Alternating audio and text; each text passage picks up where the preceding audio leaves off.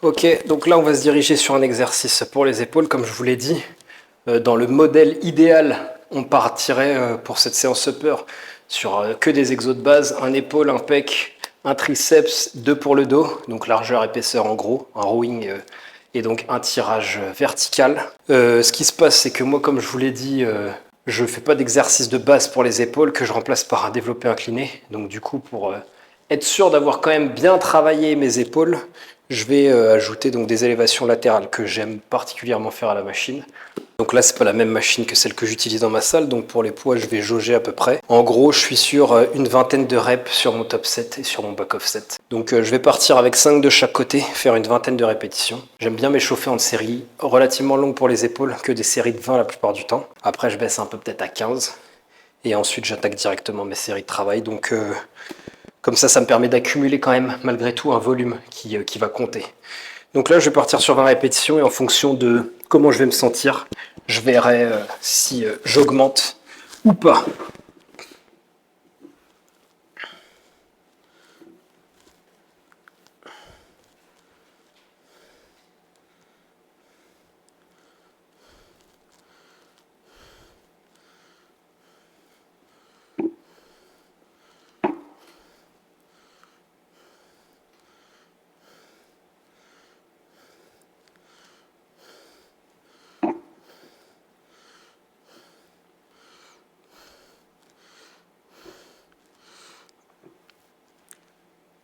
Ok. Relativement facile. Par contre, je ne sais pas ce que ça va donner en augmentant le poids. Donc je vais mettre 5 de plus et je vais voir comment je sens les choses.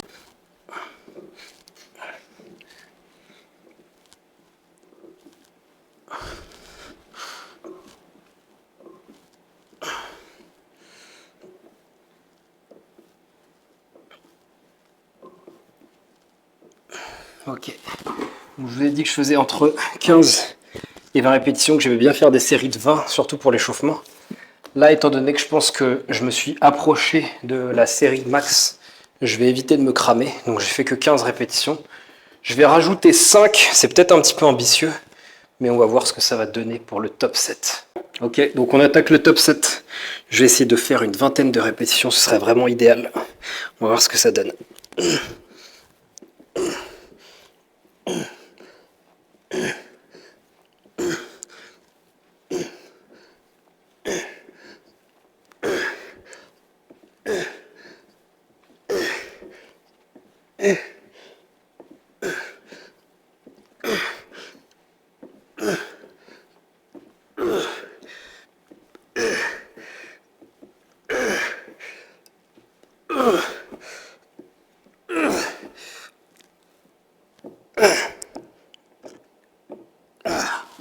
Voilà, comme vous aurez pu le constater, à la fin, je me fais des petites partielles pour vraiment bien me terminer.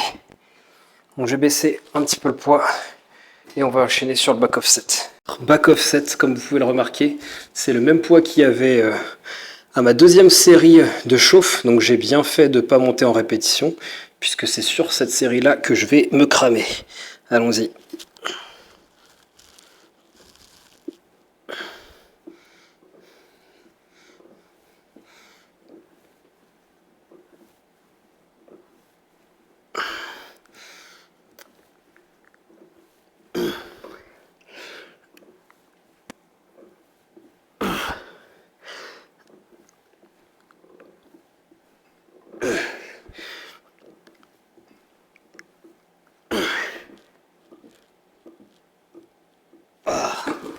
Pareil que sur la série précédente, des petites partielles pour aller au bout de l'effort. Maintenant que les épaules ont été travaillées, bien congestionnées, on va donc aller les étirer. Comment on va aller les étirer? Eh bien, je vais prendre une barre sur laquelle je vais placer mes mains en haut pour bien bloquer. Je vais aller placer cette barre derrière mon dos et je vais remonter aussi haut que je peux pour bien étirer mon épaule.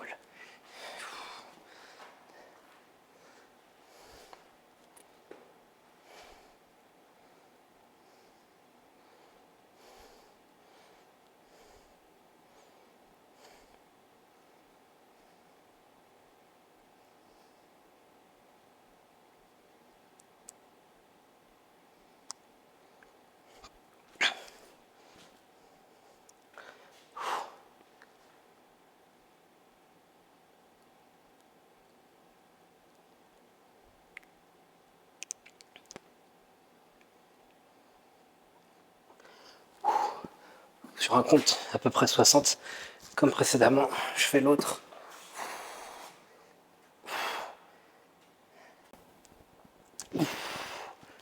Ok. Donc là on va enchaîner avec le dos. Donc normalement j'enchaîne avec une hammer donc aéro que je prends en prise neutre. Je trouve que en fait sur cette machine, donc quand on la prend en prise donc supination, semi-supination, ce qui va être difficile, c'est qu'on va se manger. La progression va devenir de plus en plus difficile. En fait, la courbe de résistance de cette machine est très particulière. Et quand on rajoute 2 kilos, on le sent vraiment, on en sent 10 de plus. Donc on va être très vite plafonné. Donc j'ai déjà plafonné plusieurs fois l'année dernière sur cette machine. Je me suis dit pourquoi ne pas essayer de la prendre en prise neutre. En prise neutre, je mets moins lourd que ce que je mettais en supination. Donc je me suis dit c'est très bien pour repartir sur une nouvelle base. Étant donné qu'il y a un problème technique avec cette machine, j'ai décidé d'utiliser la hammer pullover que j'affectionne particulièrement, celle donc qui nous permet de faire le mouvement en bilatéral, donc avec les deux bras solidarisés, puisque j'en ai une dans ma salle, mais les bras sont pas solidarisés, donc l'effet n'est pas du tout le même. Donc on va voir ce que ça donne pour remplacer cet exercice. C'est parti. Donc suite à ce que j'ai pu dire avant, peut-être, donc il y en a qui vont nous dire ah oui, mais là il fait du pullover pour le dos. On va remarquer que la courbe de résistance n'est pas du tout la même. Quand on est allongé et que donc on va aller chercher l'étirement et ramener là, on voit bien que la gravité s'exerce vers le bas. Donc quand on pousse comme ça va plus être les pecs. Là, avec la machine, ça va s'exercer vers l'arrière. Donc là, clairement, c'est les dorsaux qui vont être étirés et sollicités. Allez, c'est parti, une vingtaine de répétitions, comme d'hab pour se chauffer. On va essayer de bien contracter le dos.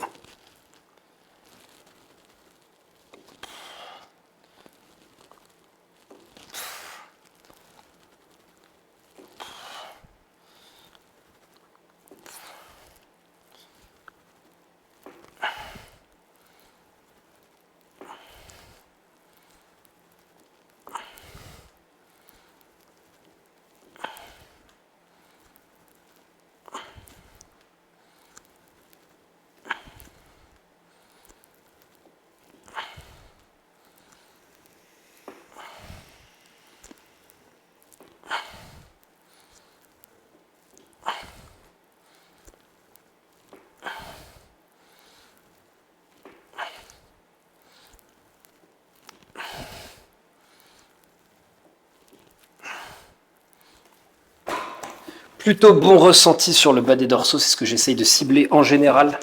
Donc là, il n'y a pas beaucoup de poids, on va voir ce que ça donne avec plus de poids. Donc là, il y a un 10 de chaque côté. Je vais rajouter un 10 et on va voir ce que ça donne. Deuxième série, donc il y a le double du poids, je pense que ça ne devrait pas être trop dur. On va tabler sur 15 répétitions et on va voir ce que ça va donner.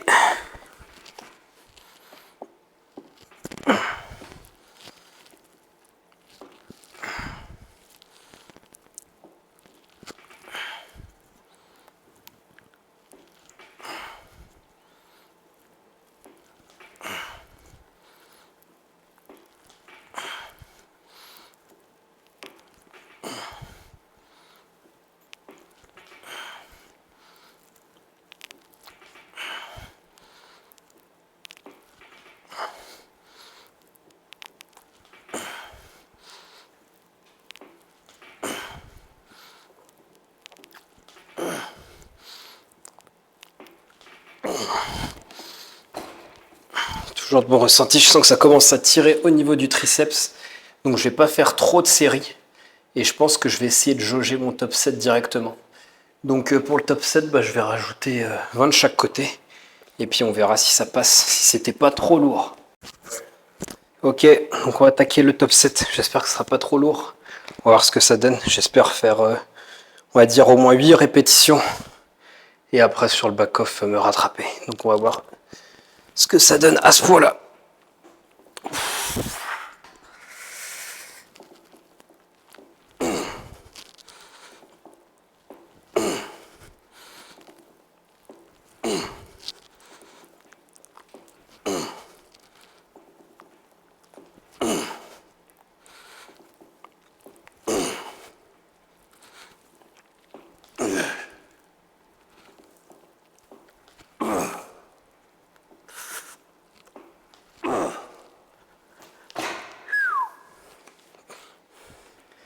10 répétitions, plutôt pas mal.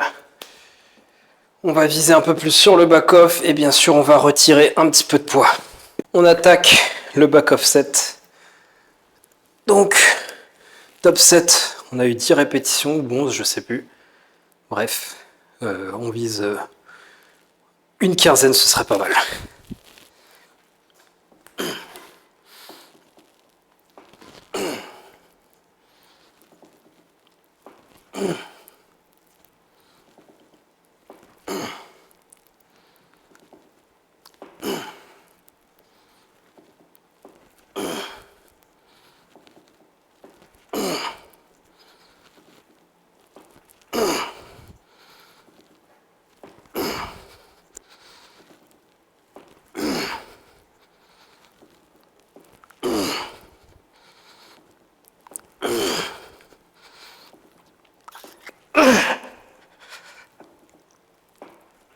Putain, 13. Pas mal quand même. L'important, c'est de réussir à en faire un petit peu plus que sur son top 7. Après, en fonction de ce qu'on veut faire, on viendra ajuster. Donc, par rapport à l'approche que j'ai actuellement, c'est pas le plus pertinent puisque, comme je vous ai dit, j'aime bien faire des back-off qui me permettent de faire quand même beaucoup plus de reps que ce que je fais sur mes top 7. Mais en soi, ce serait quand même un très bon back-off set puisque le nombre de répétitions se rapproche relativement de ce que j'ai fait sur mon top 7. Donc ça veut dire que d'une part, je me suis donné assez comme il fallait sur mon top 7 et que mon back-off, il est relativement adapté. Si le but du back-off, dans ce cas-là, serait d'ajouter du volume de travail. En fait, on essaierait de rester à peu près sur la même fourchette de répétition. Pour éviter de trop baisser en répétition, on viendrait baisser le poids légèrement. Allez, on va enchaîner donc avec un travail donc plus de l'épaisseur. Donc j'ai l'habitude de faire un rowing sur une machine coude ouverte, sur une machine à stack. Donc là, il n'y a que le Technogym qu'on peut faire assis ou bien donc en pronation. Donc on va se diriger vers ça en pronation. Mon exercice suivant, c'est un rowing coude ouvert sur une machine normalement. Donc ce qui s'en rapproche le plus, c'est ça, que je vais aller prendre donc en pronation, les coudes ouverts donc. Donc pour ce faire, j'ai baissé le siège au maximum, il va un petit peu me gêner. Donc je vais voir comment je vais placer mes pieds, si je les place devant, ce sera peut-être la meilleure solution. Et donc je vais aller attraper les poignets, je vais d'abord les attraper. Hop. Et ensuite aller positionner mes pieds de façon à mettre à une hauteur qui fera que mes coudes seront ouverts à l'arrivée.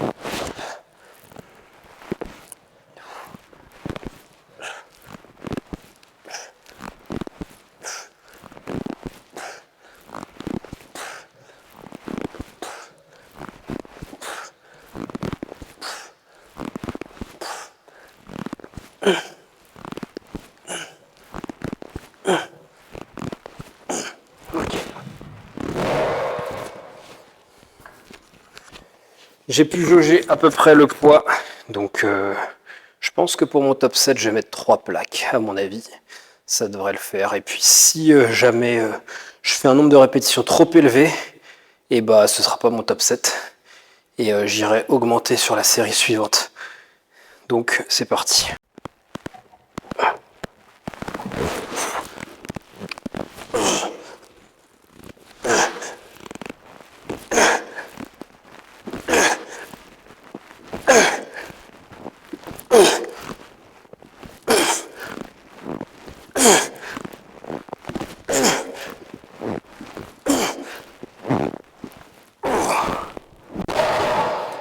« 11 reps pour le top 7, donc c'était visé juste.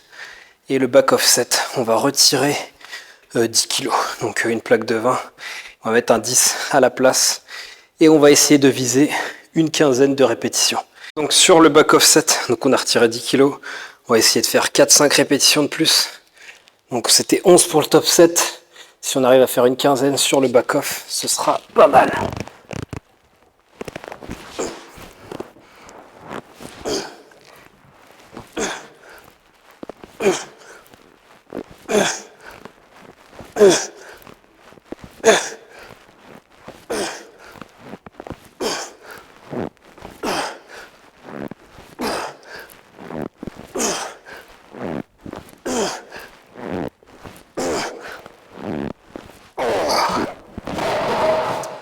14. Un petit peu plus de répétitions. Donc on reste sur le contrat sur lequel on s'était fixé. Le drop de poids est plutôt juste. Et donc, pour clore cette séance upper, on a travaillé le dos. On va donc faire un étirement du dos. Étirer le dos, il y aurait plusieurs solutions possibles. Une solution pourrait être de se mettre une ceinture de lest autour de la taille et de se laisser tracter aux tractions. J'aime bien le faire de temps en temps, mais j'aime bien aussi alterner avec une machine de tirage vertical sur laquelle je vais aller placer une prise neutre.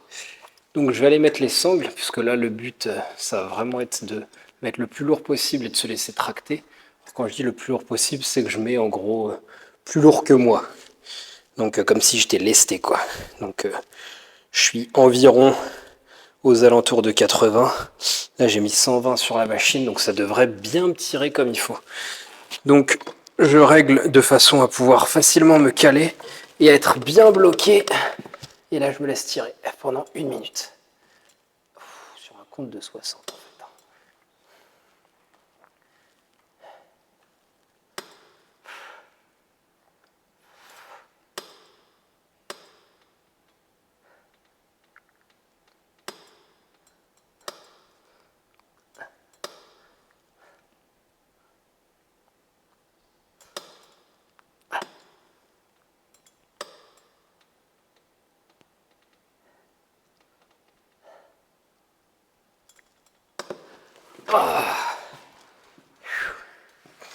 Et on est bon pour cette séance upper.